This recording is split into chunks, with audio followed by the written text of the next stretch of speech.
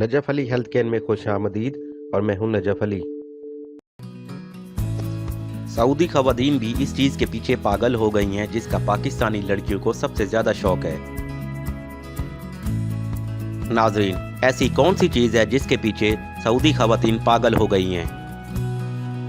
Video आगे बढ़ने से पहले आपसे गुजारिश है कि चैनल को सब्सक्राइब कर लें ताकि आने वाली वीडियो आप तक आसानी से पहुंच सके। मेहंदी लगाना हमारे यहाँ शादियों और त्योहारों का लाजमी हिस्सा है और ये खूबसूरत रिवायत सदियों से चली आ रही है।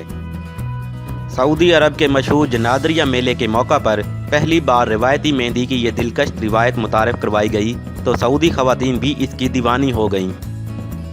मेहंदी के स्टॉल पर आने वाली खवातीन का तांता बंद हो गया।